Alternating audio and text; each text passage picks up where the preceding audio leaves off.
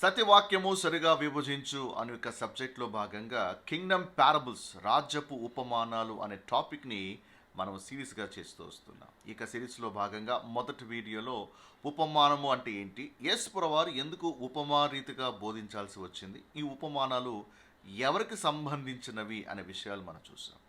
అలాగే ఇదివరకే 5 ఉపమానాలు అంటే మత్తయి సువార్త 13వ అధ్యాయంలో ఉన్నటువంటి ఈ 7 ఉపమానాల్లో 5 ఉపమానాలని ఇదివరకు మనం పూర్తి చేసాం. విత్తువాను గూర్చిన ఉపమానము, గురువును గూర్చిన ఉపమానము, ఆవగింజను గూర్చిన ఉపమానము, పులిసిన పెని గూర్చిన ఉపమానము, అలాగే దాచబడిన ధనము గూర్చిన ఉపమానం. ఈ 5 ఉపమానాలు ఇదివరకే మనము పూర్తి చేసాం. సో ఈ యొక్క లింక్స్ని ఈ యొక్క వీడియో డిస్క్రిప్షన్లో ఇస్తున్నాను, సో తప్పకుండా మీరు ఫాలో అవ్వండి. ఈ యొక్క వీడియోలో 6వ ఉపమానాన్ని చూడబోతున్నాం. అదే అమూల్యమైన ఒక ముత్యము గూర్చిన ఉపమానము. చాలా ఇంపార్టెంట్ పారబుల్ ఇది.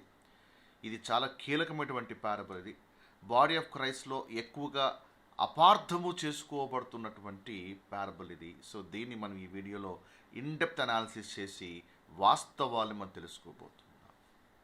సో ఈ ఒక ఉపమానము ఎవరికి సంబంధించింది? అనేకులు బోధిస్తున్నట్లుగా ఈ ఉపమానము బాడీ ఆఫ్ క్రైస్ట్కి అప్లై అవుతుందా? అసలు ఈ ఉపమానానికి 7 ఏళ్ల కాలానికి సంబంధం ఏంటి? అలాగే ప్రకటన గ్రంథానికి ఉన్నటువంటి సంబంధం ఏంటి? అలాగే ఈ యొక్క ఉపమానాన్ని మీరు బాగా పరిశీలించినట్లయితే వర్తకుడు అనేక ముత్యములు వెతికే ప్రయత్నంలో ఒక్క అమూల్యమైన ముత్యము దొరికింది. దీని అర్థం ఏంటి?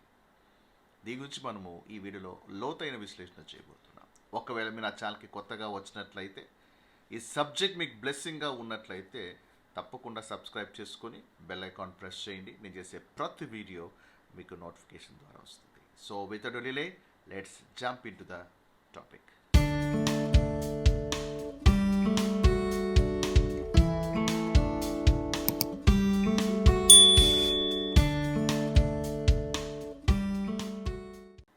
ఉపమానము మనకి మత్తయి సువార్త 13వ అధ్యాయము 45-46 వచనాల్లో కనిపిస్తుంది. మరియు పరలోక రాజ్యము మంచి ముత్యములను వెతుకుచున్న వర్తకుని పోలి ఉన్నది.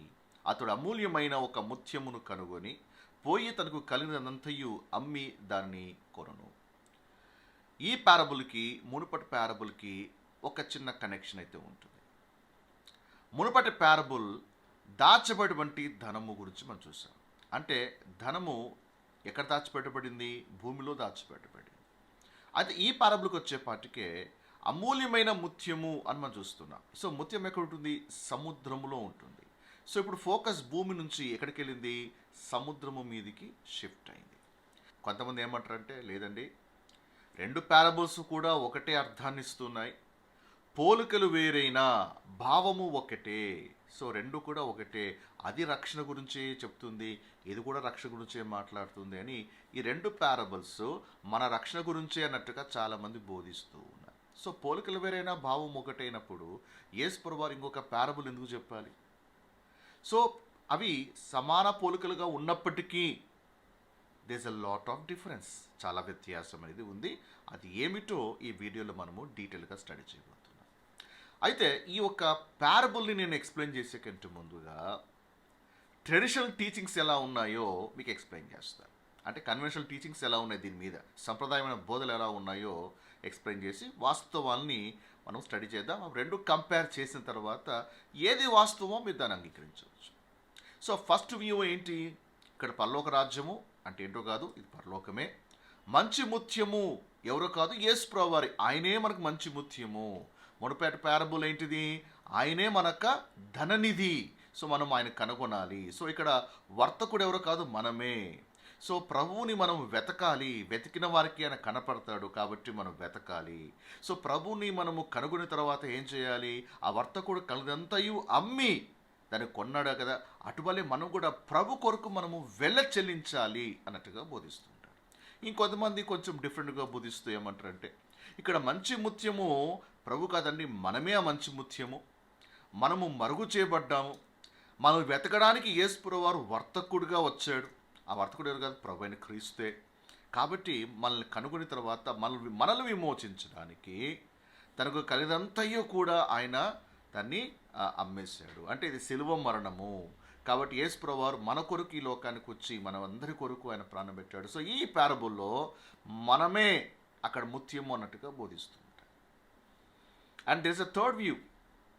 వీళ్ళేం బోధిస్తారంటే దాచబడినటువంటి ధనము ఏమైతే ఉందో ఆ పారబుల్ అది ఇజ్రాయెల్కి సంబంధించింది, వాస్తవమే, అది అనుమానం లేదు. కానీ ఇక్కడ ఈ యొక్క ముత్యము, అమూల్యమైనటువంటి ముత్యము ఏంటో కాదు, ఇది సంఘమే. సో 13వ అధ్యాయంలో ప్రభు 2 గుంపులకు సంబంధించి ప్రభు మాట్లాడుతున్నాడు. ఒక ఉపమానము ఇజ్రాయెల్కి సంబంధించింది, ఇంకొక ఉపమానము అది సంఘానికి సంబంధించింది. సంఘమే ఆ ముత్యము అని బోధించే వాళ్ళు కూడా ఉన్నారు. ఆ ముత్యము సంఘమా? ఇలా బోధించే వాళ్ళు నిజంగా కడగబడిన ముత్యమే అని చెప్పచ్చు.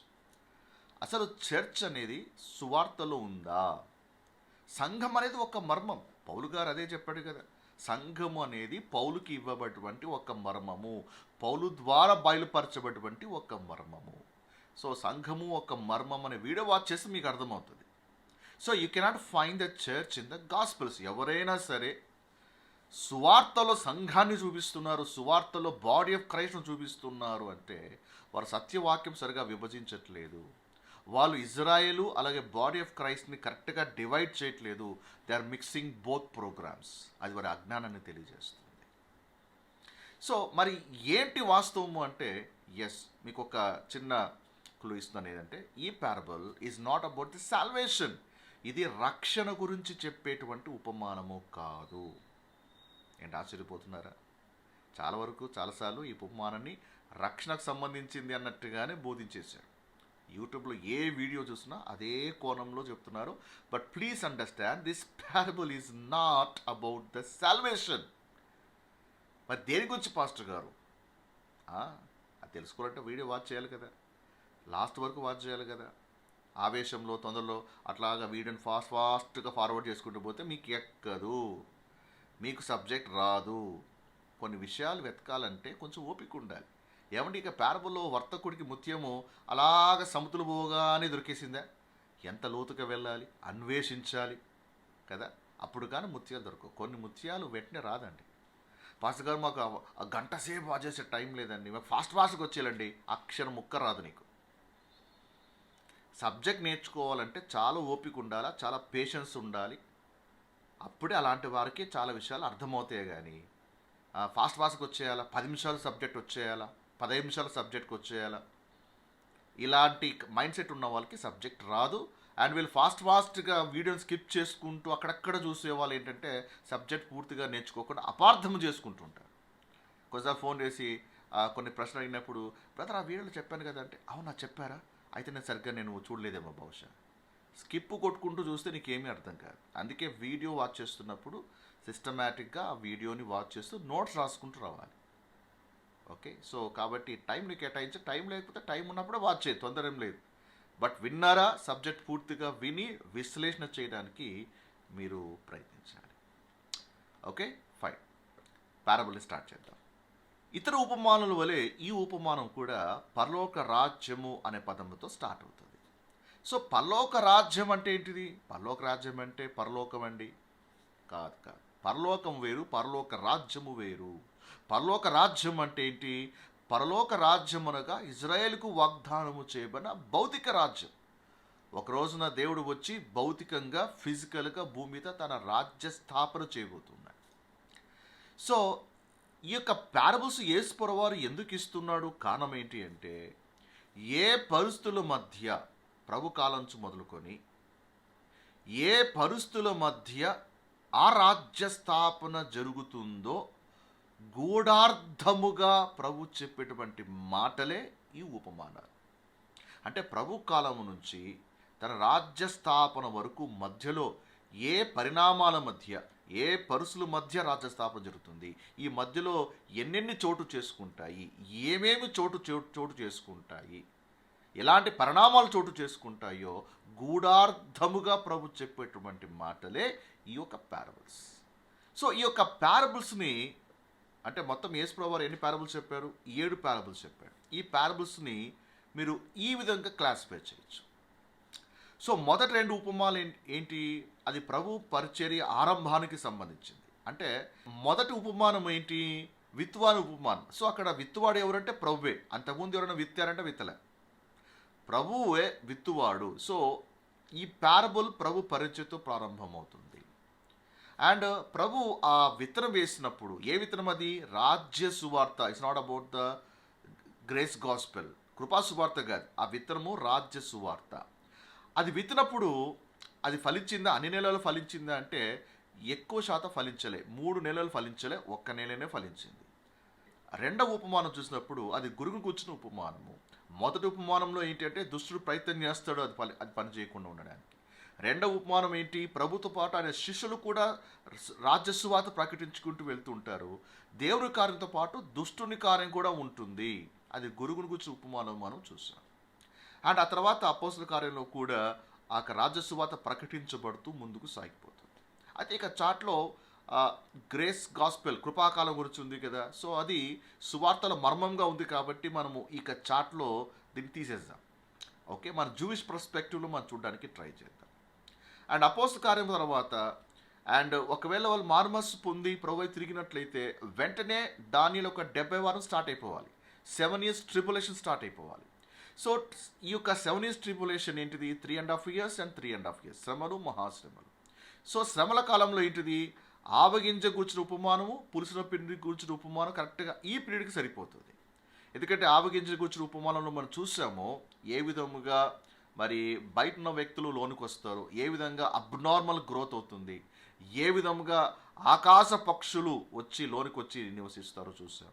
అలాగే పులుసుల పిండి it talks about the hidden corruption. అంటే ఈ యొక్క శ్రమల కాలంలో ఏంటిదంటే అబద్ధ ప్రవక్తలకు లోనికి రావడము, అబద్ధ మరి సేవకు లోనికి రావడము, అపోస్తులు కాకయ్యే అపోస్తులను చెప్పుకునేవారు, యూదులు కాకయ్యే యూదులు అని చెప్పుకునేవారు. అనేకులు సైతము ఇక్కడ మోసగించబడతారు, అనేకులు దారి తప్పించబడతారు. పైగా హిడెన్ కరప్షన్, రాంగ్ టీచింగ్స్, యెజబెలు బోధ, నికోలాయితుల బోధ, ఏవండి బిలాము బోధ లాంటి బోధలు ఎక్కువగా వ్యాపించేసి నమ్మిన వారిని సైతము భ్రష్టు పట్టించేటువంటి టీచింగ్స్ అనేది శ్రమల కాలంలో మొదలవుతుంది. అండ్ అలాగే మహాశ్రమల కాలంలో మరి దాచబడిన ధనము, అలాగే అమూల్యమైన ఒక ముత్యము ఖచ్చితంగా సరిపోతుంది. ఎందుకంటే మరి ఈ యొక్క దాచబడిన ధనం ఏంటో కాదు, ఇజ్రాయేలు. సో ఇజ్రాయేల్ ప్రపంచవ్యాప్తంగా చెల్లా చెదిరిపై దాచబడినటువంటి ఒక స్థితిలో ఉంది అని మనం కూడా చూసాం. సో వాళ్ళంతా కూడా దాచబడుతున్నారు. సో 2 పారబుల్లో మనకు కామన్గా కనిపించేది అంటే దాచబడుట. ఎందుకు దాచబడుతున్నారో ప్రీవియస్ వీడియో చూసాం, ఈ వీడియో కూడా మనం కవర్ చేయబోతున్నాం. అండ్ అమూల్యమైనటువంటి ఒక ముత్యము కూడా దాచిపెట్టబడింది. సో వీళ్ళంతా కూడా ఏంటంటే మరి బిలీవింగ్ రామ్నెంట్, అంటే ఇజ్రాయెల్లో ప్రభు కొరకు శేషించినటువంటి వాళ్ళు దాచిపెట్టబడుతున్నారు, మరుగు చేయబడుతున్నారు. ఎంతవరకు? యేసుప్రభు రాకడ వచ్చేంత వరకు వాళ్ళు మరుగు చేయబడతారు, దాచిపెట్టబడతారు. ఆ తర్వాత యేసుప్రభు రెండవ రాకడలో వస్తారు. అదే వలని గురించిన ఉపమానం. We talks about his second coming. So దాని గురించి మనము నెక్స్ట్ వీడియోలో మనం కవర్ చేయబోతున్నాం. సో ఈ చార్ట్లో ఈ పారబుల్స్ని ఈ విధంగా అమర్చి చూసినప్పుడు ప్రభు ఒక ప్యాటర్న్గా ఈ పారబుల్స్ని బోధించినట్టుగా మనకు క్లియర్గా అర్థమవుతుంది. సో కాంటెక్స్ట్ మీకు అర్థమైంది కదా, పారబుల్ యొక్క కాంటెక్స్ట్ మీకు అర్థమైంది. ఇప్పుడు కాంటెక్స్ట్ తెలియకుండా ఆ ఉపమానం చేసి ఇది నాకే అంటే మనము అపార్థం చేసుకున్నట్లే. So context is very important, context is a king. So అందుకే ప్రతి ఉపమానము యేసుప్రభు పరలోక రాజ్యం అని ఆ పదముతోనే ఉపమానాన్ని ప్రారంభిస్తున్నాడు. కాబట్టి చదివేటి మనము ఒక తెలుసుకోవాలి, this parable is not about the heaven, it is about the kingdom of heaven which is a physical kingdom that God would sit it up on this earth. అప్పటికే సంఘం ఉంటుందా భూమి మీద? సంఘం అప్పటికే ఎత్తబడి ఉంటుంది. ర్యాప్చర్, సంఘాన్ని ప్రభు కొనుపోబడుతుంటాడు. సో కాబట్టి సువార్తలు చదువుతున్నప్పుడు చర్చిని మన లోనికి తీసుకురాకూడదు. మనము వాళ్ళక పత్రికలు లేదా వాళ్ళక ఆ కాలంలో ఉన్నటువంటి బోధలు చదువుతున్నప్పుడు యూదుల పర్స్పెక్టివ్ చదవడానికి ట్రై చేయాలి. So there is no church in the gospels. కాబట్టి మరి ఈ యొక్క వీడియో తప్పకుండా వాచ్ చేయండి. చర్చ్ ఇస్ అ మిస్టరీ అటువంటి వీడియో తప్పకుండా వాచ్ చేయండి. అలాగే సువార్తల్లో ఉన్నటువంటి పరిచర్య, it is for the juice.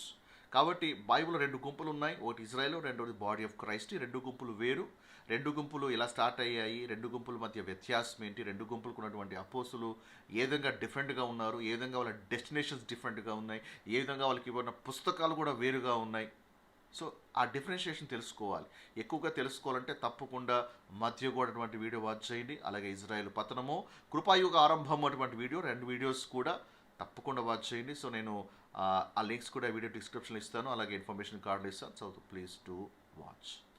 So ఇప్పుడు ఇక ఉపమానంలో పరలోక రాజ్యం ఏంటో మనకి అర్థమైపోయింది.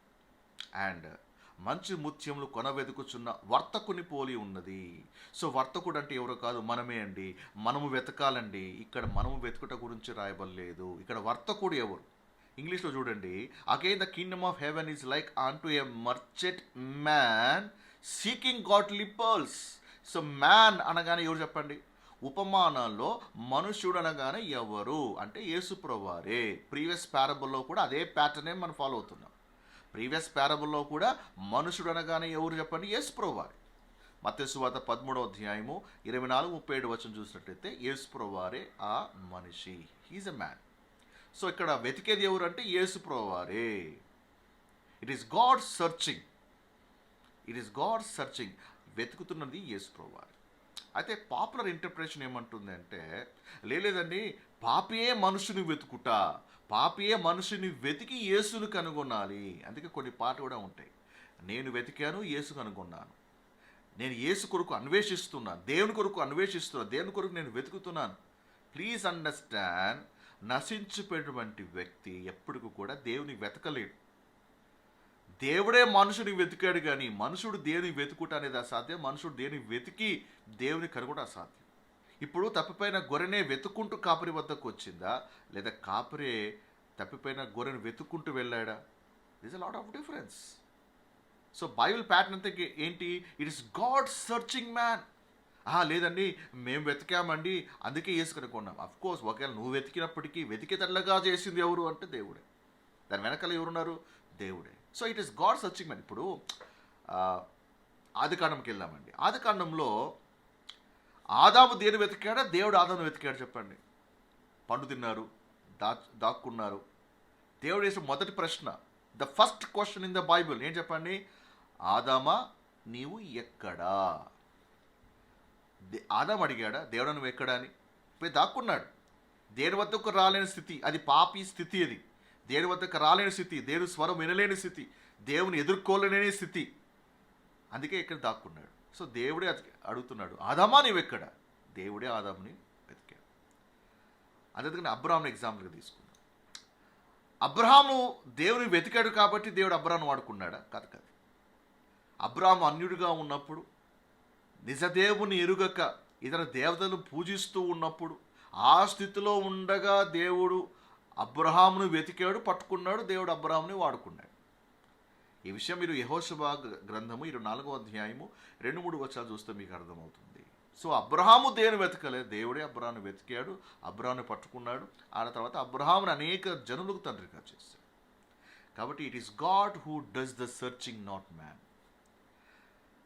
ఇంకొక వచనం చూపిస్తాను. లూకాసు వార్త 19:10 చూడండి. నశించిన దానిని వెతకి రక్షించుటకై మనుష్య కుమారుడు వచ్చెను. వెతకి ఎవరు వెతుకుతున్నాడు? మనుష్య కుమారుడు. నశించిన దాన్ని, నశించిపోయినది వెతకలేదు, తప్పిపోయినది వెతకలేదు. కాబట్టి వెతికే కార్యక్రమం ఎవరు చేస్తారంటే దేవుడు చేస్తున్నాడు. సో ఇక పారబుల్లో it is God searching man.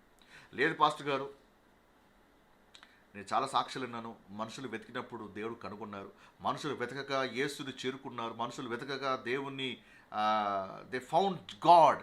కాబట్టి అది వాళ్ళ స్టేట్మెంట్స్ కరెక్టే అని అంటారా? అయితే రోమా 3:11 తప్పు అని మీరు చెప్తున్నారు. రోమా 3:11 తప్పు అని మీరు ఇండైరెక్ట్గా చెప్తున్నారు, లేదా దీన్ని కొట్టేస్తున్నారు. సో రోమా 3:11 ఏముంది? గ్రహించువాడు ఎవడు లేడు, దేవుని వెతుకువాడు ఎవడునూ లేడు. నువ్వేమంటున్నావు? లేదంటే వాళ్ళు వెతికారండి, వాళ్ళు దేవుని కనుగొన్నారండి. ఇక్కడ దేవుడు ఏమన్నాడు? దేవుని వెతుకువాడు ఎవడునూ లేడు, అందరూ త్రోవ తప్పి ఏకముగా పలికిమాలవారైరి, మేలు చేయవాడు లేడు, ఒక్కడైనను లేడు. ఇప్పుడు చెప్పండి, వాళ్ళ అనుభవాలు నమ్ముదామా, వాక్యం నమ్ముదామా? దేవుడు ఏమంటాడు? దేవుడు వెతుకోడు లేడు, అందరూ త్రోవ తప్పి, బ్రాకెట్లు వీళ్ళు మాత్రమే అని మినహాయింపు ఉందా? వీళ్ళు మాత్రమే దేవుని వెతికారు అని బ్రాకెట్ దేవుడు ఆయన ఎగ్జామ్షన్ ఇచ్చాడా? దేవుని వెతుకువాడు ఎవడునూ లేడు. కాబట్టి మనుషుడు దేవుడు వెతకడం కాదు, దేవుడే మనుషుని వెతుకుతూ వచ్చాడు. ఇప్పుడు మీకు ఒక కంపారిజన్ చెప్తాను చూడండి. మత్తయి సువార్త 2వ అధ్యాయంలో చూసినట్టే తప్పిపోయిన జ్ఞానులు వెతుకుతూ వస్తారు. చూడండి, తప్పిపోయిన జ్ఞానులు చూడండి, వాళ్ళు వెతుకుతూ వచ్చారు కదా, దేవుడు వెతికారు. ఎక్కడున్నాడు, ఎక్కడ పుట్టాడు, యూద రాజుగా పుట్టవాడు ఎక్కడ అని అడిగారు. అండ్ ఫైనల్గా వాళ్ళు ప్రభు వద్దకు వెళ్ళారు, సాయిలో పడ్డారు, కాలం సమర్పించారు కదా, వాళ్ళు వెతికారు కదా. అందుకే కదా. Please understand, first question in the New Testament ఏంటిది? యూదుల రాజుగా పుట్టినవాడు ఎక్కడా? What is the first question in the Old Testament? ఆదామా నీవెక్కడా? ఇప్పుడు చెప్పండి, మొదట వెతికింది ఎవరు? మనుషుడు దేవుని వెతికాడా, దేవుడే మనుషుని వెతుకుతూ ఉన్నాడా? సో కాబట్టి 2 ప్రశ్నలు నేను మీద ఉంచాను. ఫైన్. సో ఈ పారబుల్లో ఆక ముత్యాన్ని వెతికినప్పుడు అతను ఏం చేశాడు? తనకున్నదంతా కూడా అమ్మేసి అనుకున్నాడు. తనకు కలిగినది అంతయు అమ్మి దాన్ని కొనును అని ఉంది కదా. కొంతమంది ఎలా బోధిస్తారు అంటే, మనమే ఆ వర్తకులము, మనం పరుగును కొనాలి, కడుగుని తర్వాత ఆ ప్రయత్నంలో మనకున్నవన్నీ కూడా అర్పించాలి, త్యాగం చేయాలి, సమర్పించేసేయాలి. ప్లీజ్ అండర్స్టాండ్, మనకున్నదంతా ఇచ్చేసి రక్షణ మనం కొనగలుగుతామా? మీరు ఒకసారి ఆలోచించండి. Salvation is grace by faith. రక్షణ అనేది విశ్వాసము ద్వారా కృపచేత ఇవ్వబడింది. అది క్రియల వల్ల వచ్చింది కాదు. నువ్వు ఏదో క్రియలు చేస్తే నీకు దేవుడు రక్షణ ఇచ్చాడా? కాదు కదా. యెషయా 64:6 రాయబడింది, మా నీతి క్రియలని మురికి గుడ్డలు వాయను. నువ్వు ఎన్ని మంచి క్రియలు చేస్తే నువ్వు ఆ రక్షణ సంపాదించగలుగుతావు? ఒకసారి ఆలోచించండి. నేను ఇలా చేస్తే రక్షణ వస్తుంది, నేను ఈ రోజులు ఉపవాసం ఉంటే రక్షణ వస్తుంది, నేను పలానా ఇది చేస్తే రక్షణ వస్తుంది. Please understand, salvation is not by works. ఒకవేళ క్రియలు బట్టే నీకు రక్షణ వచ్చింది అంటే ఇక కృప నిష్ప్రయోజనమైనట్టే కదా. మీరు ఆలోచించండి. ఎఫెసీయులు 2:8 ఉంది, మీరు విశ్వాసం ద్వారా కృపచేత రక్షించబడ్డారు, అది క్రియల వల్ల కలిగినది కాదు. లేదని నేను ఈ క్రియలు చేశాను కాబట్టి నాకు పరలోకము, నేను ఇది చేశాను కాబట్టి నాకు ఎంట్రీ ఇంటూ ద హెవెన్, నేను ఇది చేశాను, నేను ఇలాగున్నాను, ఇలా భక్తిగా ఉన్నా, నేను ఇలా ఉపవాసం ఉన్నాను, ఇన్నిసార్లు బైబిల్ చదివా. సో నువ్వు క్రియలు బట్టి అతిశయిస్తున్నావు అంటే నీకు రక్షణ క్రియలు బట్టి ఇవ్వబడుతుందని అతిశయిస్తున్నావు, అది క్రియలు బట్టి ఇవ్వబడదు. తీతు 3:5 చూడండి, మనము నీతిని అనుసరించి చేసిన క్రియల మూలముగా కాక తన కనికరము చొప్పుననే పునర్జన్మ సంబంధమైన స్నానము ద్వారా పరిశుద్ధాత్మ మనకు నూతన స్వభావము కలుగచేయుట ద్వారా మనల్ని రక్షించెను. మనము నీతిని అనుసరించి చేసిన క్రియల మూలముగా మనకి ఇవ్వబడదు. You can not earn the salvation. రోమా 6:23 దేవుని కృపావరము మన ప్రభువైన క్రీస్తు యేసునందు నిత్య జీవం అనేది ఒక వరముగా ఇచ్చాడు. Okay, so salvation is a gift. నువ్వు సంపాదిస్తే అది నీకు జీతం అవుతుంది, దేవుడు ఇస్తే అది నీకు వరం అవుతుంది. సో ఇక parable is not teaching about your ending the salvation. కాబట్టి ఆ థియరీని మనము పక్కన పెట్టేయాలి. అలాంటి బోధలు నమ్మద్దండి. ఓకే, అలాంటి బోధలు మీరు అంగీకరించకండి. ఫైన్. సో ఇక్కడ పరలోక రాజ్యం ఏంటో అర్థమైంది, ఇక్కడ వర్తకుడు ఎవరో కూడా అర్థమైంది. ఆ వర్తకుడు ముత్యములు వెతుకుచున్నాడు అని మనం చూస్తున్నాం. ఇంతకీ దేవుడు ఏం వెతుకుతున్నాడు?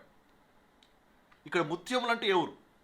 ఖచ్చితంగా అన్యులైతే కారు. ఎందుకంటే అన్యుల పరిచర్య పౌలుతో స్టార్ట్ అయింది, పౌలు ద్వారా స్టార్ట్ అయింది. అంతకుముందు అన్యుల పరిచర్య అనేది లేదు. సో ఆ ప్రీవియస్ వీడియో చూస్తే మీకు అర్థమవుతుంది. సో ఇక్కడ ముత్యములు ఎవరు అంటే it's clearly not the church. Why? Because church is a mystery revealed to Paul. అది ఇంకా సువార్తలు బయలుపరచబడలేదు. ఒకవేళ సువార్తల్లోనే అది ఆల్రెడీగా బయలుపరచబడి ఉంటే పౌలుకు బయలుపరచబడింది మర్మం ఎందుకు అవుతుంది? ఒకసారి ఆలోచించండి.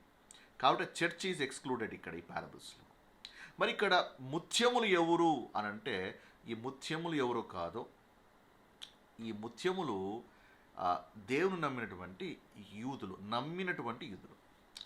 ఇప్పుడు మీకు ఒక విషయం చెప్పాలి. ఏంటంటే మునుపటి పారబుల్ ఏంటిది అంటే అది మంచి ధననిధి అంటే ఎవరు? ఇజ్రాయేలు ప్రజలు. సో వాళ్ళే గాడ్స్ ట్రెజర్. అది మరి వాళ్ళకి రాజ్యం ఉండేవాడికి ప్రభు వచ్చి వాళ్ళకి రాజ్య సువార్త ప్రకటించారు. అయితే ఎక్కువ శాతం ప్రభుని తిరస్కరించారు, త్రోసివేశారు. ఓకే, అయితే అందరూ త్రోసేయలేదు, వాళ్ళు కొంతమంది few people they believed in Jesus. They believe that Jesus is their Messiah. ఈయనే రక్షకుడు, ఈయనే మా మెస్సయ అని కొంతమంది నమ్మారు. వాళ్ళని మనము చిన్న మందగా చూస్తున్నాం సువార్తల్లో. సో చిన్న మంద యాక్సెప్ట్ చేశారు, ఎక్కువ శాతం రిజెక్ట్ చేశారు. ఈ చిన్న మంద the little group, okay, little group, little believing group, వీళ్ళే ముత్యము అన్నమాట, వీళ్ళే ముత్యం. అయితే ఈ గుంపుకి ప్రభు ఏం చేశాడు చూడండి, ఒక మాట ఇచ్చాడు. మత్తయి సువార్త 21:43. కాబట్టి దేవుని రాజ్యము మీ వద్ద నుండి తొలగింపబడి, ఎవరి వద్ద నుండి అంటే ఇజ్రాయెల్ ప్రజలందరికీ దేవుడు వాగ్దానం చేసినప్పటికీ ఎక్కువ శాతం రిజెక్ట్ చేశారు, ప్రభుని త్రోసేస్తున్నారు. మత పెద్దలు ఉన్నారు, పరిసలు ఉన్నారు, సదుకేలు ఉన్నారు, వీళ్ళందరూ ఉన్నారు. అయితే వాళ్ళు త్రోసేసారు. ప్రభు అంటాడు, మీ వద్ద నుండి తొలగింపబడి దాని ఫలమిచ్చు జనులకు. ఫలం అంటే ఏంటిది? క్రియలు. ఫలం అంటే ఏంటిది? ప్రభుని నమ్మి ప్రభుని వెంబడిస్తున్నటువంటి వాళ్ళు. ఫలమిచ్చు జనులు అంటే వాళ్ళు. ఇక్కడ ఫలమిచ్చు జనులు అంటే అన్యులు కాదండి. అన్యులు అయితే అన్యుల పరిచయం ఇక్కడ ఉంది అంటే, దేవుడు ఇక్కడ చర్చ్కే ప్రామిస్ చేశాడు ఇది అంటే, then you are bringing the church into the gospels, which is a contradiction. Okay, దేవుడు ఇక్కడ చర్చ్ గురించి ఎలాంటి క్లూ ఇవ్వలేదు. ముందే క్లూ ఇస్తే చర్చ్ పౌలు గారికి ఇవ్వబడింది మర్మం ఎందుకు అవుతుందో ఒకసారి ఆలోచించండి. ఇక్కడ ఫలమిచ్చు జనులు అంటే ఎవరంటే లిటిల్ ఫ్లాక్. దేవుని రాజ్యము మీ వద్దను తొలగింపబడి దాని ఫలమిచ్చు జనులకి ఇవ్వబడని మీతో చెప్పుచున్నాను. లేదండి ఇది చర్చికి సంబంధించిందే అండి అని అంటారా? లూకా 12:32 కూడా పరిశీలన చేయండి. చిన్న మంద భయపడుకుడి. చిన్న మంద అంటే ఎవరు? Believing juice. మీకు రాజ్యం అనుగ్రహించుట. మీకు రాజ్యం ఏమంటే దేవుడు చాలా క్లియర్గా చెప్తున్నాడు, చిన్న మంద అటువంటి మీకు రాజ్యం అప్పగించుట మీ తండ్రికి ఇష్టమైంది. కాబట్టి యేసయ్యాక 1000 పాలలో యూదులందరూ ఉంటారా అంటే అందరూ ఉండరు. నమ్మని యూదులు బహిష్కరించబడతారు, తొలగించబడతారు. ఎవరైతే నమ్మారో, ఎవరైతే ప్రభు కొరకు శ్రమలైనా తట్టుకొని నిలబడతారో అలాంటి వాళ్ళకి మాత్రమే రాజ్య ప్రవేశం ఉంటుంది. మెజారిటీ ఆఫ్ ద జ్యూస్ అంతా తొలగించబడతారు. యేసు ప్రభు వచ్చాక దేవుడు ఇద్దరిని సపరేట్ చేస్తారు. విధేయుల్ని అవిధేయులు ఇద్దరిని సపరేట్ చేస్తారు. అవిధేయులైనటువంటి యూదుల్ని ఎవరైతే ఉన్నారో వాళ్ళందరినీ కూడా దేవుడు నరకాన్ని పంపించేస్తాడు. అంటే వాళ్ళు యూదులే కదండి, అఫ్కోర్స్ వాళ్ళు యూదులైన they didn't believe in Jesus. కాబట్టి ఇక్కడ ముత్యములు ఎవరు అంటే ఎవరైతే నమ్మకంగా ఉంటారో, ఎవరైతే ప్రభుని వెంబడిస్తూ ఉన్నారో ఆ లిటిల్ గ్రూపే ముత్యాలండి. సో ఇక్కడ ముత్యములు is not the church. So church కదా ఆల్రెడీ మనము క్లారిటీ వచ్చేసింది. ఇక్కడ ఎవరు అంటే ముత్యములు అంటే అందరూ ముత్యాలు కాదు, ఇజ్రాయెల్ అందరూ ముత్యాలు కాదు, వాళ్ళలో నమ్మినటువంటి వాళ్ళు ఎవరైతే ఉన్నారో వాళ్ళు ముత్యాలు. అయితే ఇక ముత్యము అసలు ఇజ్రాయెల్ ఇక్కడ నమ్మేటువంటి యూదుల్ని ముత్యములతో ఎందుకు పోల్చబడింది? ఇది క్వశ్చన్. దాచబడిన ధననిధి అనేటువంటి పారబుల్లో ఇజ్రాయెల్ ప్రజలు ఎందుకు ధననిధిగా పోల్చబడ్డారో మనం చూసాం. ఇక్కడ మరి నమ్మేటువంటి యూదులు మరి ముత్యములతో ఎందుకు పోల్చబడింది? దేవుడు ఆ పరిభాష ఎందుకు వాడుతున్నాడు? ఆ లాంగ్వేజ్ ఎందుకు సో ప్రభు వాడేటువంటి language is very very important అండి. ఒక వాక్యాన్ని అర్థం చేసుకోవాలంటే మెయిన్ ఆ చెప్పేటువంటి వ్యక్తి యొక్క భాషా శైలిని అర్థం చేసుకోవాలి. ప్రభు ఈ లాంగ్వేజ్ ఎందుకు వాడుతున్నాడు? నమ్మిన యూదులను ముత్యములతో ఎందుకు పోలుస్తున్నాడు? ఇది తెలుసుకోవడం చాలా ఇంపార్టెంట్. సో ఇప్పుడు మనం ఏం చేయాలంటే కొంచెం రివర్స్ ఇంజనీరింగ్ చేయాలి. రివర్స్ ఇంజనీరింగ్ అంటే ఈ యొక్క ముత్యాలు ఎక్కడ దొరుకుతాయి, ఎలా ఏర్పడతాయి, ఇలా కొంచెం రివర్స్ ఇంజనీరింగ్ చేయాలి. అప్పుడే వాస్తవాలు ఏంటో మనకి అర్థమవుతుంది. అయితే ప్రభు కాలంలో ఈ ముత్యాలు చాలా విలువైనవి, చాలా చాలా విలువైనవి. ఇప్పుడు ఈ కాలంలో అంటే అఫ్కోర్స్ వేరే వాటికి ఎక్కువగా విలువ ఉంది, కానీ ప్రభు కాలంలో ఆ దినాల్లో the pearls are of great price, చాలా విలువైనవి. ఇవి ఎలా ఏర్పడతాయి ఎట్లంటే ముత్యపు చిప్ప లేదా ఆల్చిప్పను చూసారా, ఆల్చిప్పలో ఇవి ఫార్మ్ అవుతాయి. ఈ ముత్యాలకి ఇతర రత్నాలకి ఉన్నటువంటి వ్యత్యాసం ఏంటంటే భూమి నుండి త్రవ్విన ఇతర రత్నాలు మాదిరిగా కాకుండా జీవులు సృష్టించేటువంటి ఏకైక రత్నాలు ఈ యొక్క ముత్యాలు. జీవులు సృష్టించే ఏకైక ఇది కూడా రత్నమే, ఇవి కూడా స్టోన్స్.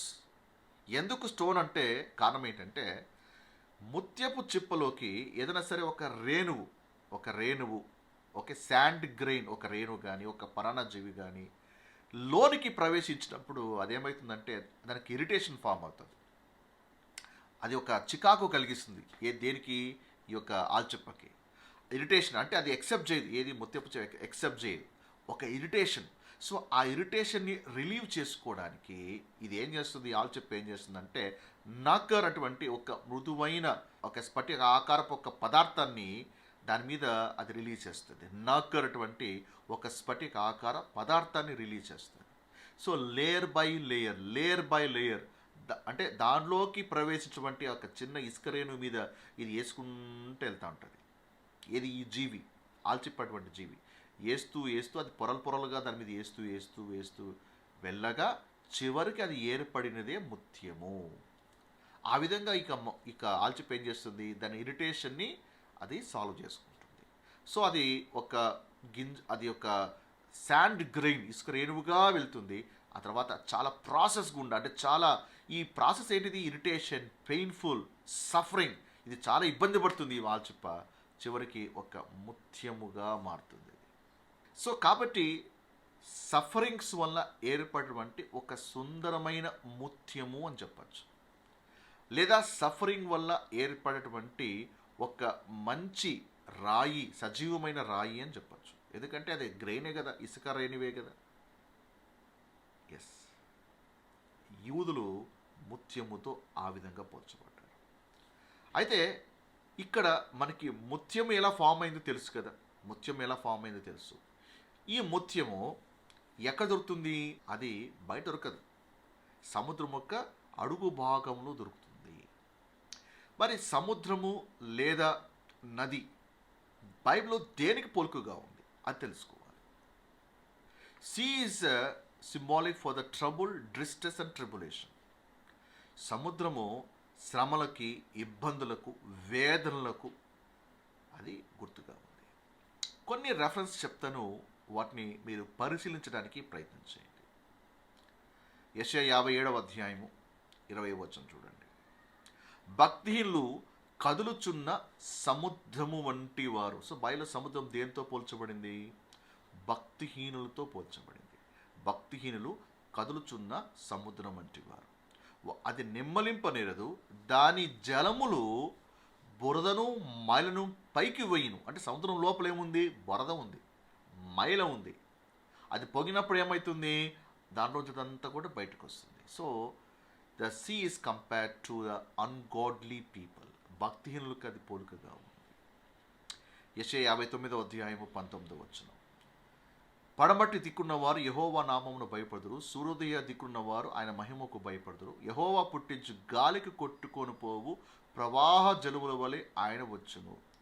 ఓకే, సో ఇంగ్లీష్లో చదువుతాం, చాలా క్లియర్గా ఉంటుంది. When the enemy shall come in like a flood అనుంది. When enemy shall come like a flood. So ఇక్కడ ఫ్లడ్ ఎవరికి పోలికగా ఉంది? శత్రువుకి పోలికగా ఉంది. దానియేలు 7వ అధ్యాయము 1-3 వచనాలు.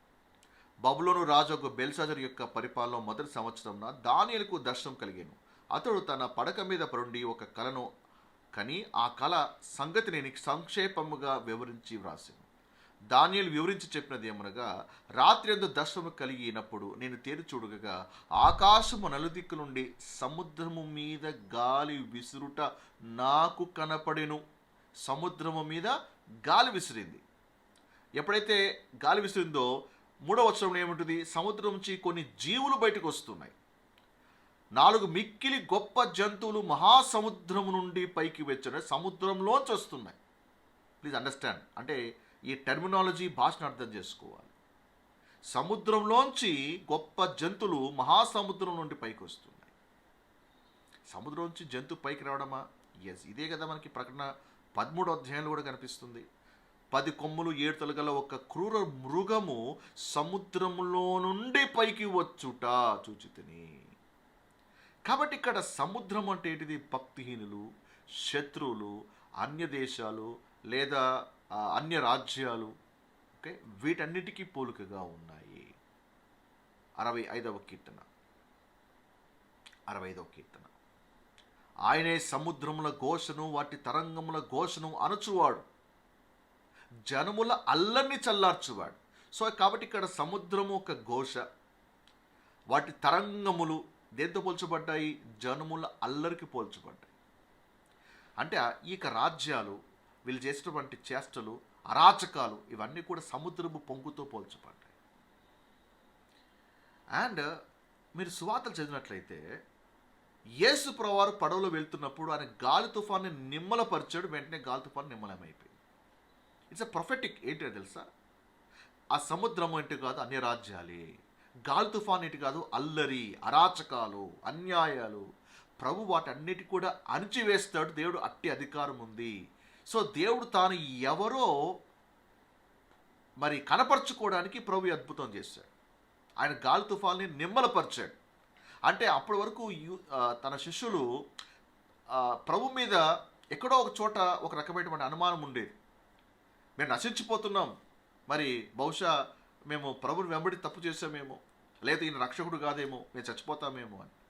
కానీ ప్రభు లేచి గాలి తుఫాన్ని నిమ్మలపరిచాడు. అట్లా అంటే ఆయన రాకడలో ఈ రాజ్యాలన్నీ కూడా నిమ్మలపరుస్తాడు.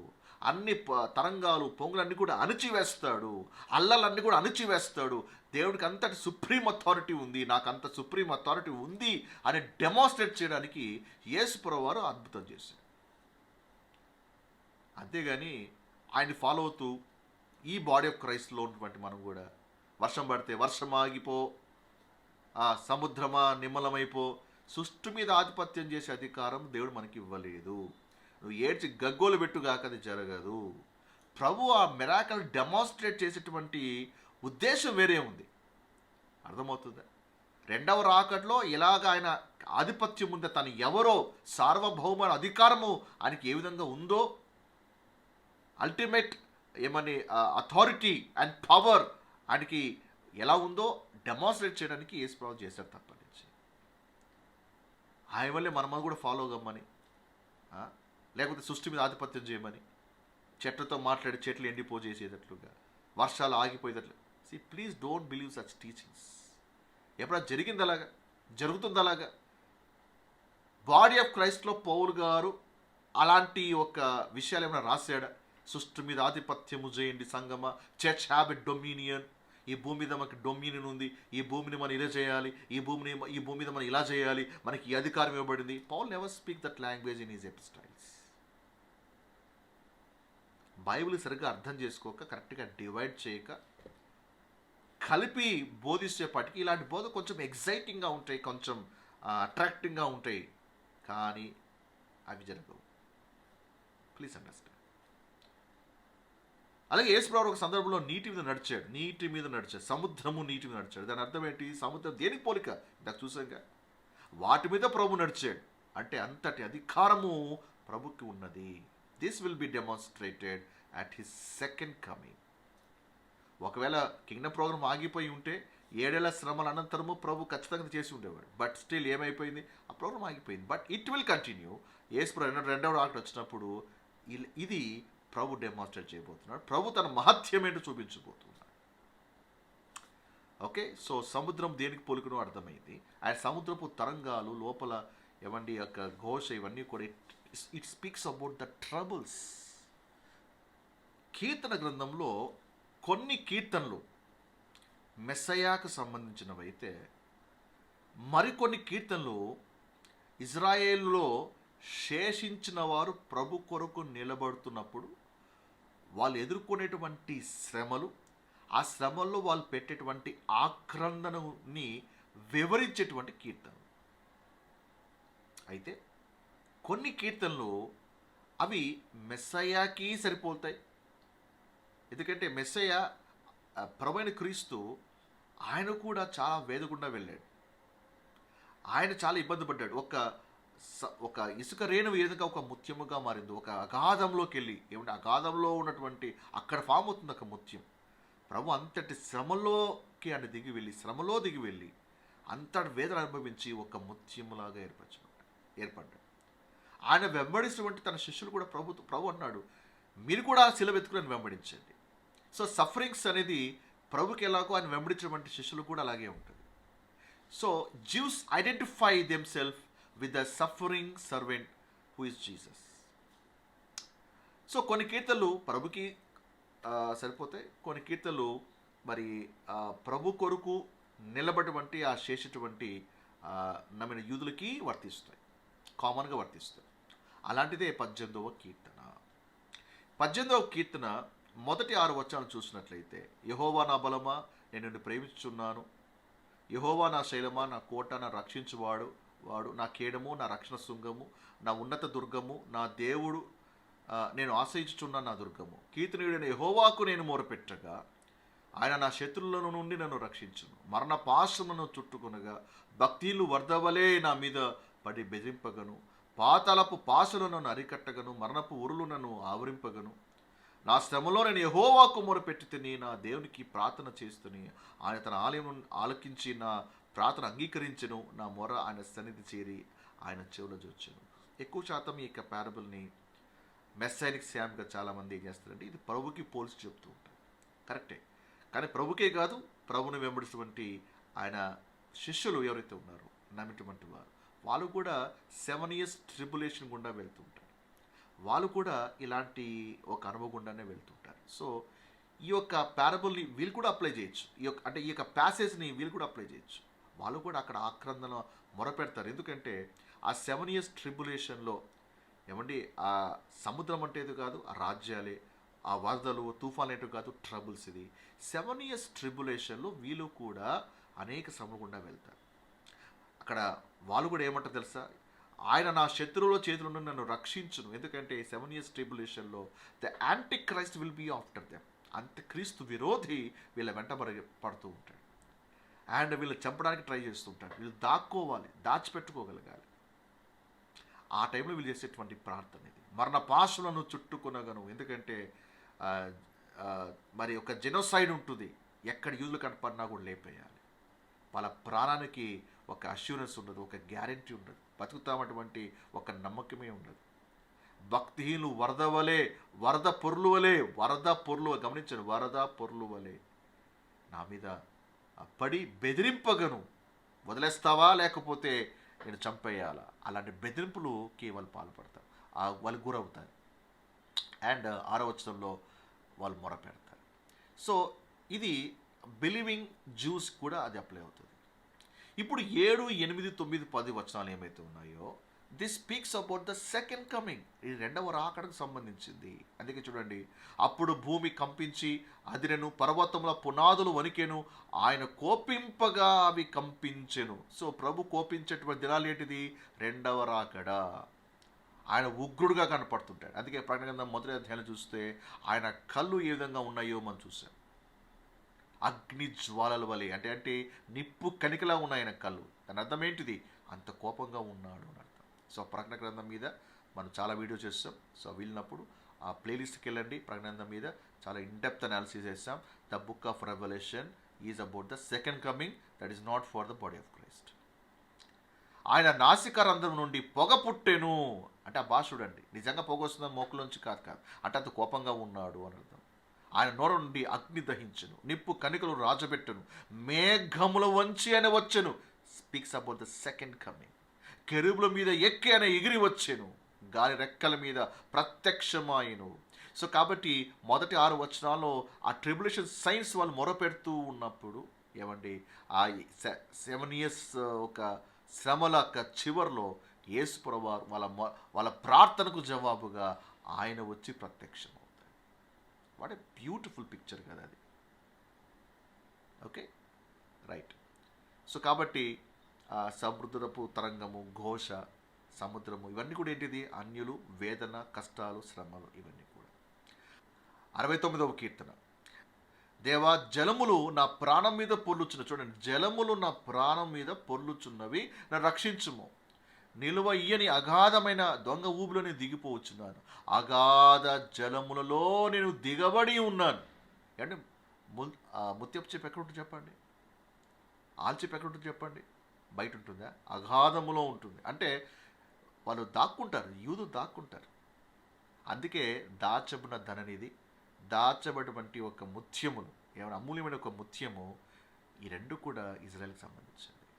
అగాధ జలంలో నేను దిగబడి ఉన్నాను, వరదలు నన్ను ముంచివేయుచున్నవి. It speaks about the trouble. నేను మొరపెట్టుట చేత అలసి ఉన్నాను, నా గొంతుక ఎండిపోయాను, నా దేవుని కొరకు కనిపెట్టు చేత నా కన్నులు క్షీణించిపోయాను. అంత ఘోరంగా ఉంటుంది ఆ 7 ఏళ్ల శ్రమలు. నిర్నిమిత్తముగా నా మీద పగపట్టువారు నా తల వెంట్రుకల కంటే విస్తారముగా ఉన్నారు. అంటే యూదుల మీద పగపట్టే వాళ్ళు ఎట్లుంటారంటే అంతగా ఉంటారు. ఇంగ్లీష్లో చూడండి, they that hate me without a cause are more than the hairs of mine head. Hate అంటే యూదులు అంతగా అసహించుకునే వాళ్ళు ఎక్కువ ఉంటారు. హిట్లర్ కాలంలో యూదులు ఏ విధంగా అసహించుకోబడ్డారో మనం చూస్తాం. అంతకంటే భయంకరమైన పరిస్థితి 7 ఏళ్ల శ్రమల కాలంలో మొదలవుతుంది. భయంకరంగా ప్రతి ఒక్కరూ చేత యూదులు ద్వేషించబడతారు. ఎంతగా అంటే నా తల వెంట్రుకల కంటే విస్తారంగా ఉన్నారు. మా తల వెంట్రుకలు ఎన్ని వెంట్రుకలు నువ్వు కౌంట్ చేసావా? ఆ విధముగా యూదులు ద్వేషించే వాళ్ళు ఎక్కువగా ఉంటారు. యూదులు ఎక్కడ కనపడినా కూడా చీకొట్టబడతా ఉంటారు, అసహించుకోబడతా ఉంటారు. ఇప్పుడు మనం ఇజ్రాయెల్ యాజ్ అ నేషన్గా ఇప్పుడు మనం చూస్తున్నాం కదా, ఇలాంటి పరిస్థితులు ఉండవు 7 ఏళ్ల శ్రమల్లో. ఆ కాలాలు వేరే ఉంటాయి. ఒక బిగ్ స్టోరీ తర్వాత మీకు ఎక్స్ప్లెయిన్ చేస్తాను.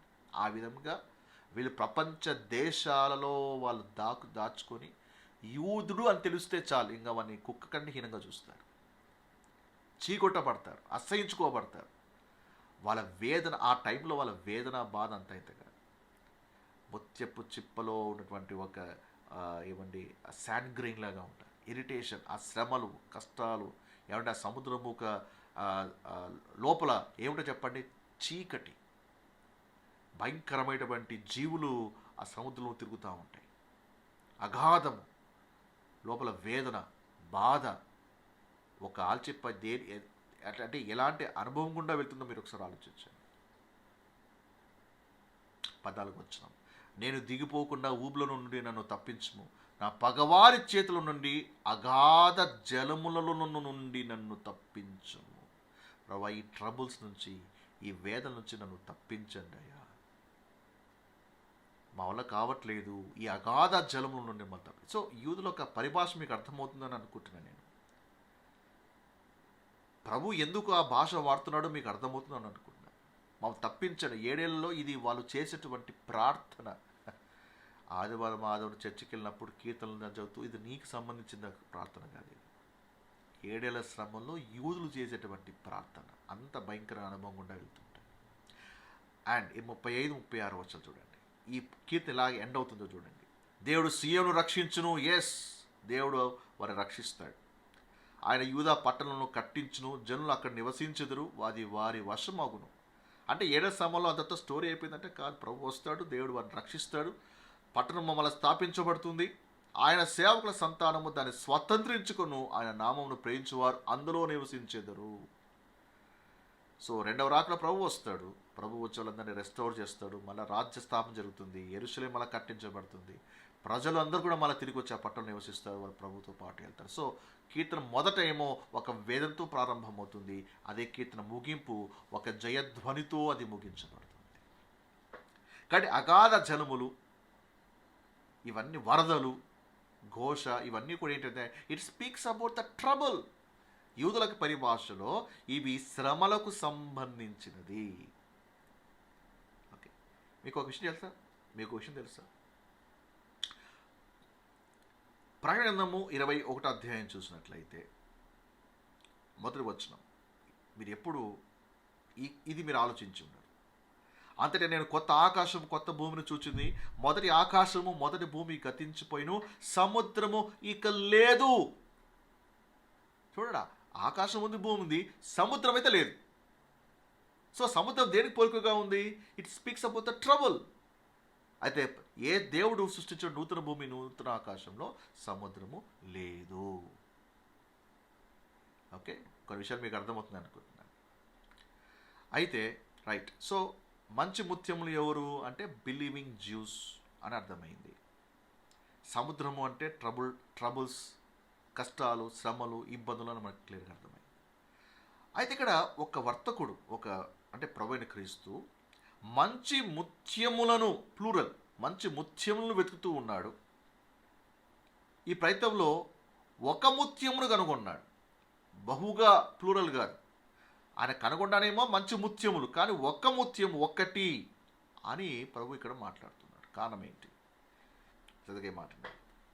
యేసు ప్రభుని నమ్మిన తర్వాత అంటే సంఘం ఎత్తబడుతుంది, రాజసువార్త ప్రకటించబడుతుంది, యేసు మెస్సయ్యగా నమ్మి కొంతమంది యూదులు యేసు ప్రభుని మళ్ళీ వెంబడిస్తుంటారు, మళ్ళీ సమాజ మందిరాలు అవి స్థాపించబడతాయి, ప్రభు కొరకు నిలబడుతుంటారు.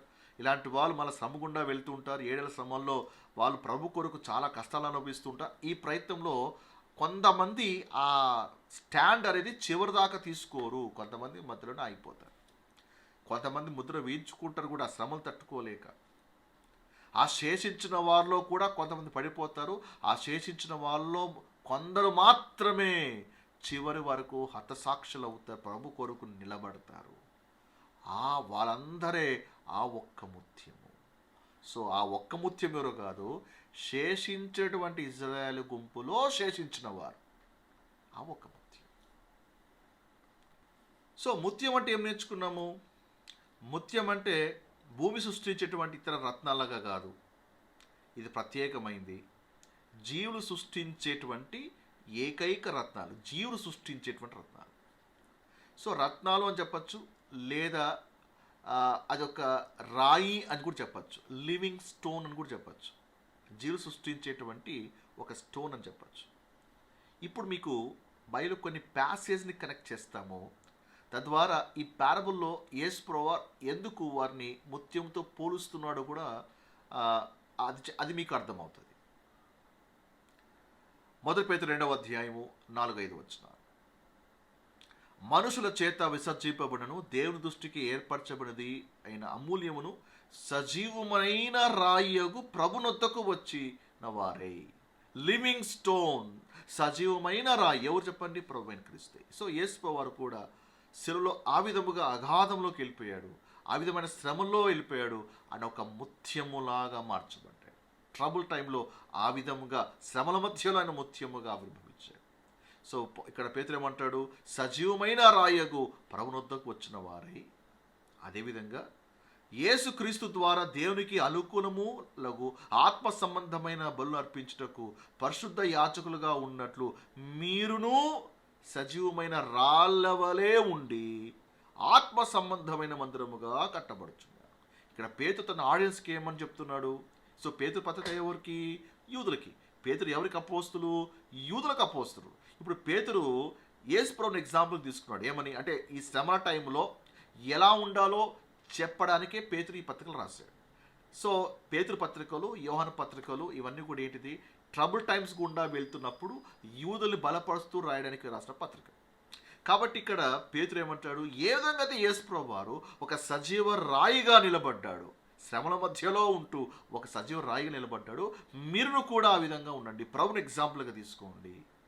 ఆ విధముగా మీరు అవి దాటుకుంటూ రాగలగాలి. ఆ విధంగా మీరు కూడా సజీవమైన రాళ్ళ వల్లే కట్టబడాలి.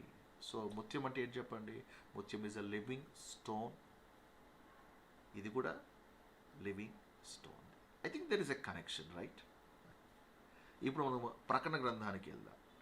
2వ అధ్యాయం 17వ వచనం. సంఘములతో ఆత్మ చెప్పుచున్న మాట చెవిగలవాడు వినుగాక. జయించువానికి మరుగైన మన్నాను భుజింపనిత్తును, మరియు అతనికి తెల్ల రాతిని ఇత్తును. తెల్ల రాయి, వైట్ స్టోన్. ముత్యమే కలర్లో ఉంటుంది. వైట్ స్టోన్, ఇసుక స్టోన్. సో ఇక్కడ ప్రభు ఏమంటున్నాడు? ఇక్కడ జయించువానికి అంటే ఎవరైతే 7 ఏళ్ల శ్రమను జయిస్తారో, 7 ఏళ్ల శ్రమలో శ్రమలైన నిందలైన అన్ని జయిస్తూ ముద్ర వేయించుకోకుండా వాటన్ని జయిస్తారో దేవుడు వాళ్ళకి 2 ప్రామిస్ చేస్తున్నాడు. ఒకటి మరుగైన మన్నా ఇస్తానని చెప్తున్నాడు, రెండవది తెల్ల రాతిని ఇస్తానని చెప్తున్నాడు. ఆ రాతి మీద చెక్కబడిన ఒక కొత్త పేరు ఉండును.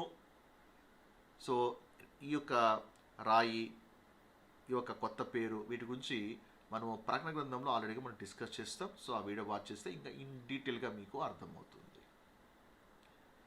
ఇప్పుడు ప్రకటన గ్రంథము 3వ అధ్యాయంకి వెళ్దాం. 12వ వచనం. జయించు వారిని నా దేవుని ఆలయంలో ఒక స్తంభముగా చేసేదను, అందులో నుండి వాడు ఇక మీదట ఎన్నటికీ వెలుపలికిపోడు, మరియు నా దేవుని పేరును పరలోకంలో నా దేవుని యొద్ద నుండి దిగి వచ్చుచున్న నూతన యెరూషలేమును, నా దేవుని పట్టణపు పేరును, నా కొత్త పేరు వాని మీద వ్రాసేదను. కొత్త పేరు. సో ఇప్పుడు కొత్త పేరు ఎక్కడుంది? ప్రకటన 2:17లో ఆ రాతి మీద చెక్కబడిన ఒక కొత్త పేరు ఉండును. సో రాయి మీద కొత్త పేరు ఉంటుంది. సో దేవుడు ఇక్కడ వాళ్ళకి ఒక ప్రామిస్ చేస్తున్నాడు, నా కొత్త పేరు వాని మీద రాసిదను. అండ్ 21 వచ్చి చదవండి. నేను జయించి నా తండ్రితో కూడా ఆయన సింహాసనమందు కూర్చుని ఉన్న ప్రకారము జయించి ఉన్న వారిని నాతో కూడా నా సింహాసనమందు కూర్చుండ నిచ్చెదను. ఓకే, కూర్చుండనిచ్చేదను. సో ఇక్కడ the pearl has a connection with the rain and ruling. So ఇక్కడ ముత్యానికి ఏలుబట్టకి ఒక కనెక్షన్ ఉంది. జయించిన వానికి, జయించిన వానికి, జయించిన వానికి. ఈ మాట మీరు బాగా గమనించాలి. అండ్ చివరిగా ప్రకటన గ్రంథము 21వ అధ్యాయం.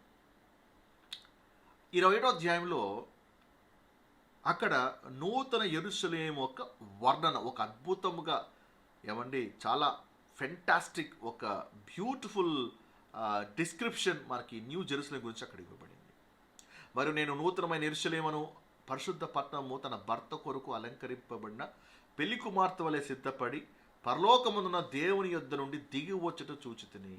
సో నూతన యెరూషలేము గురించి ఆల్రెడీ మనం వీడియో చేసాం. సో దాన్ని వాచ్ చేస్తే ఆ నూతన యెరూషలేము ఎంత పెద్దదిగా ఉంది, దాని వర్ణన, దాని వివరాలు, దాని కొలతలన్నీ కూడా మనం ఆ వీడియోలో క్లియర్గా డిస్కస్ చేసాం. ఆ వీడియో లింక్ కూడా నేను ఈ వీడియో డిస్క్రిప్షన్ బాక్స్లో ఇస్తాను. సో తప్పకుండా వాచ్ చేయండి.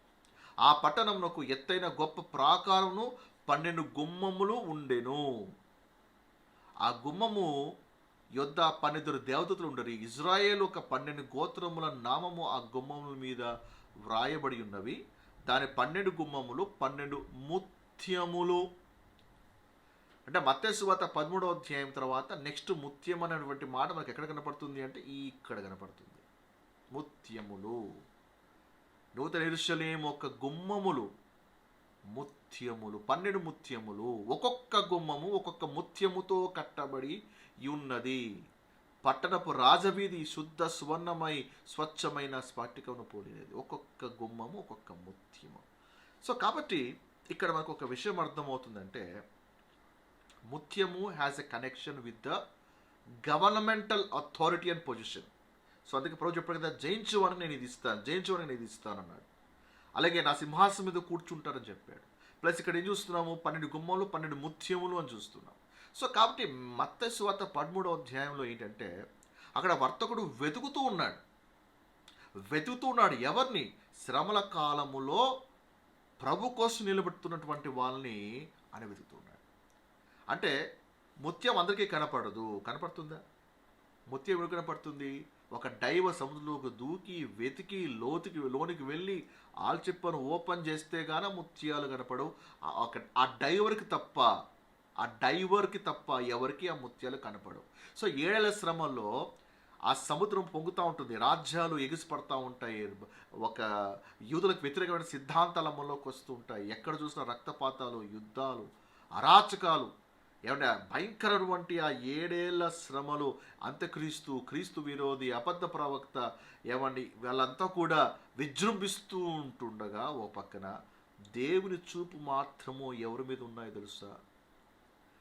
ప్రభు కొరకు నిలబడినటువంటి ఆ ముత్యాలు, దాచబడినటువంటి లోతుగా ఆ శ్రమలో లోతుగా ఉన్నటువంటి ఆ బిలీవింగ్ జ్యూస్, బిలీవింగ్ రామ్నెంట్, ఆ బిలీవింగ్ జ్యూస్ శేషించిన వారి మీద ప్రభు అలాంటి వారిని వెతుకుతున్నాడు.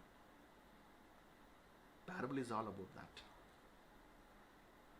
బాడీ ఆఫ్ క్రైస్ట్లో వెతికేవాళ్ళుగా మనం ఆల్రెడీ క్రీస్తు అవయమై ఉన్నామండి. క్రీస్తు అవయముగా ఉన్నటువంటి నిన్ను దేవుడు వెతుకుతున్నాడా? ఎప్పుడైనా నువ్వు నీ కాలు చేయి వెతికావా? అరే నా చెయ్యి ఎక్కడ పోయింది, అరే నా కాలు ఎక్కడ పోయింది, నా అవయం ఎక్కడ వెళ్ళిపోయింది? వెతికావా? నువ్వు వెతకవు. ఎందుకంటే అది శరీరంలో అమర్చబడింది. నీ శరీరంలో అన్ని అవయాలు ఉన్నాయి కదా, వెతకవు.